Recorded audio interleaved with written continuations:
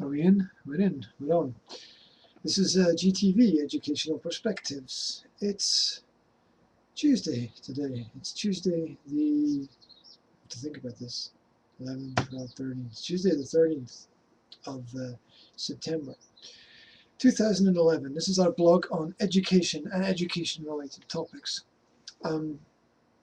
I have been thinking about doing something on this topic for a few days, and I wanted to do a bit of research, but I haven't had a lot of time, so I'm going to do this on the fly, and we'll see how it goes. So, just going to make a little note to move something around on my desktop. There we go. And here, and there we go. So, we're going to look at the concept of slavery today, which you can look at from many different perspectives.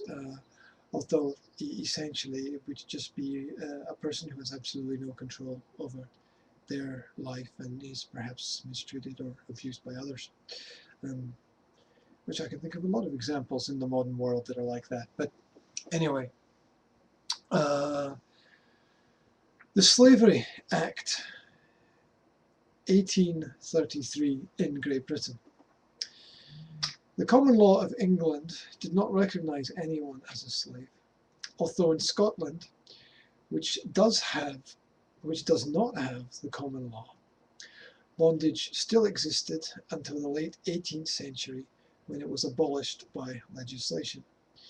So I know that Scotland had the law of bands and agreements between people, but I'm not quite sure how not having common law has affected Scotland, or did affect Scotland at that time. But anyway, that's not the point. That's another issue for another day. The Slavery Abolition Bill 1833 was passed by the House of Commons and by the House of Lords. It received royal assent, which means that His Majesty King William IV said, yeah, fair enough, okay, you can do that. He passed this bill on the 29th of August 1833. Came into force on the 1st of August 1834. On that date, slavery was abolished through the British Empire. That would be nice to believe that that's true. At least that's what they teach in schools anyway. It goes on to say here that there were a number of exceptions. Let's take a little jump in time forward here to see what state the world is in now. The life of a child is often equated to that of mere dollars. Overall, people are comparatively cheaper than they were in the 1600s and 1800s, when slaves were purchased for life.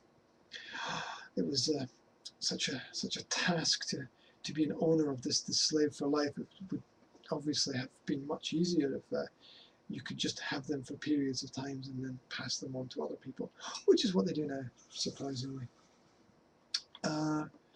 Prices for these modern-day slaves were at an all-time low, while profits remain high, leading some to believe the problem is worse now than during the days of legalized slavery. Now, ownership tends to last only a few months to a few years, making slaves cheaper to purchase and more easily disposable. There you go. And I think to myself, what a wonderful world. In 1850, the purchase price of a slave in the southern US averaged the equivalent of $40,000 today. According to Free the Slaves, a slave today costs an average of $90. There you go.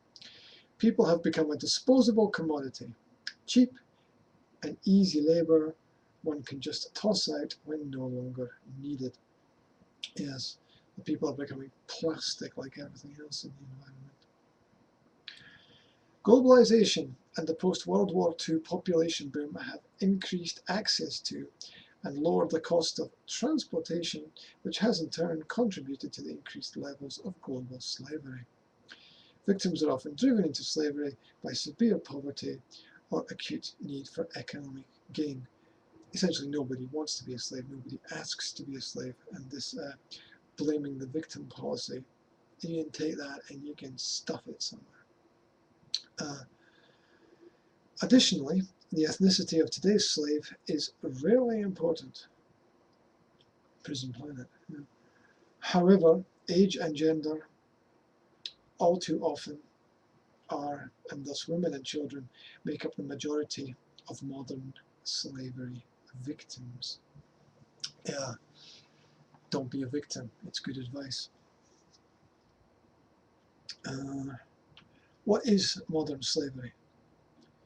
While human trafficking is often associated with poor countries, no state is immune, with every country across the globe categorized as a source, transit, or destination for human trafficking.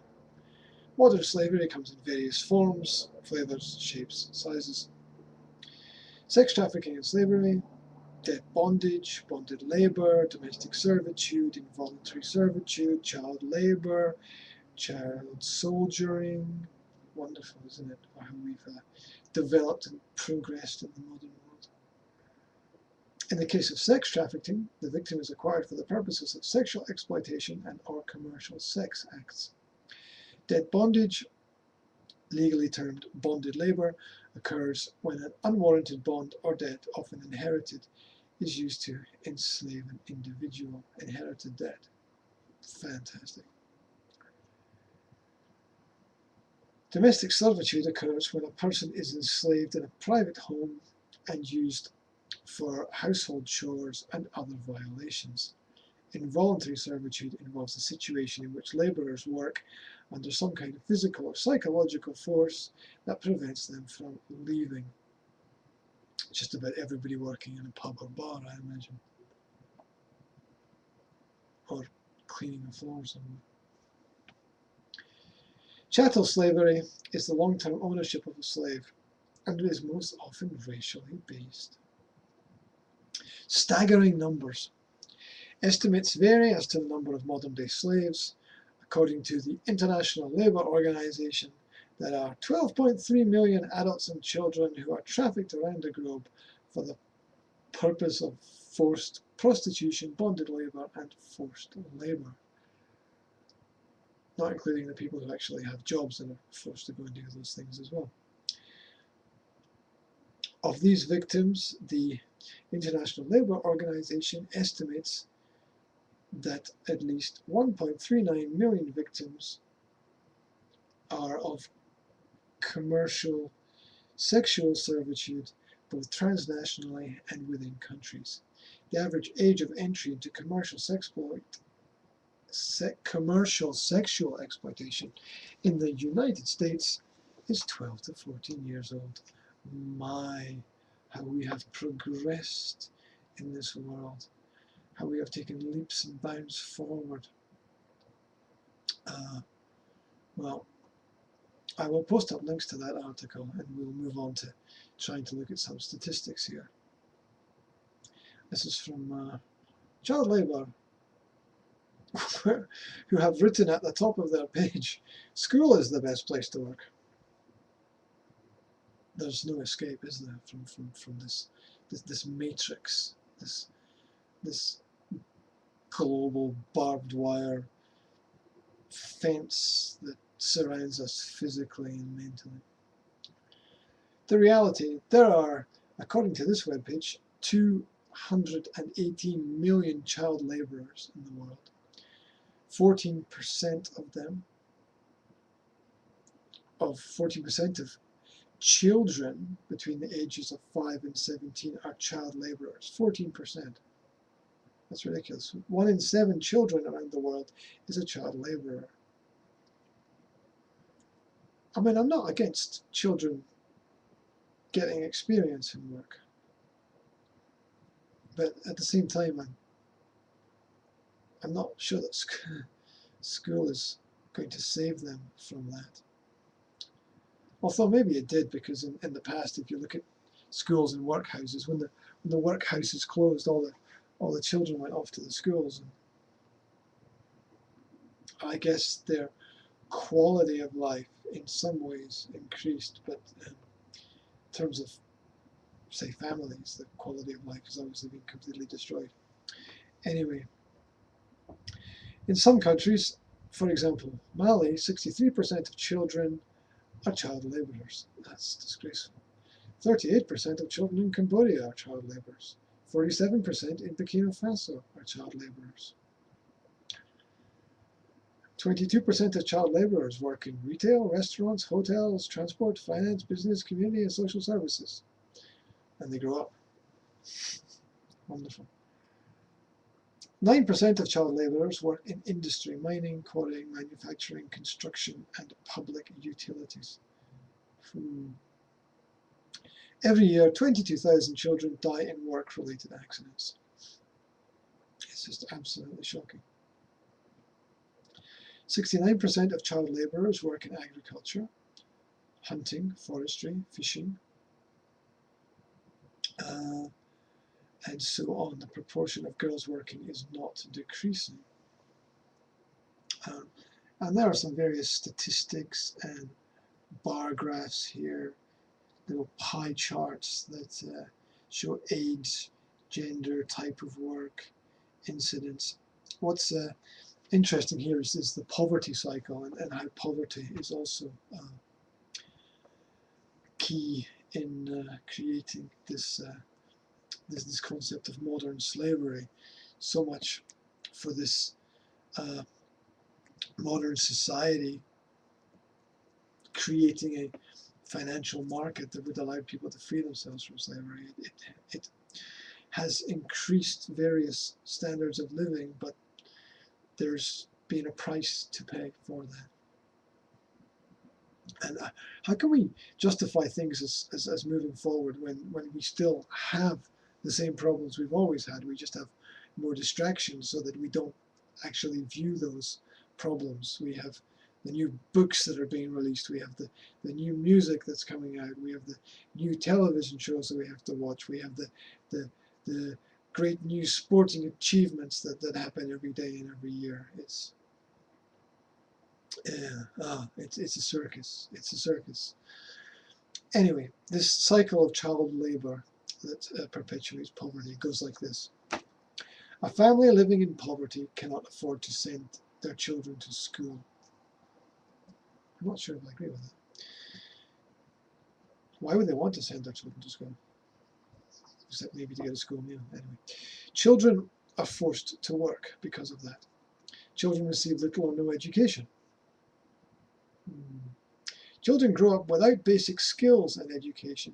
They remain in low-paying and often dangerous work. Girls marry young and have children. Oh my God, this is a ridiculous circle of unnecessary evil. Now they have a number of children to support with little income. They lose their job to younger employees, and there are fewer opportunities for adult employment. I would say that there's a lot of things missing from that cycle, personally. But that's the way it goes, isn't it? We've all got our different opinions and perspectives. There was a report from the Associated Press just yesterday, which caught my eye. It says 4 due in court on slavery charges in Britain, where 4 adults from a travelling family have been accused of keeping prisoners on their camp, which is just another example of modern slavery, which is quite shocking. I'm trying to look for the details here. Detectives say they freed 24 people who were being held against their will, living in filth and in cramped conditions. Some of them had been held for up to 15 years in Bedfordshire. It's just north of London. Jesus Christ. God help us. I'll post the links. I'm sure it's not going to take much to improve the situation.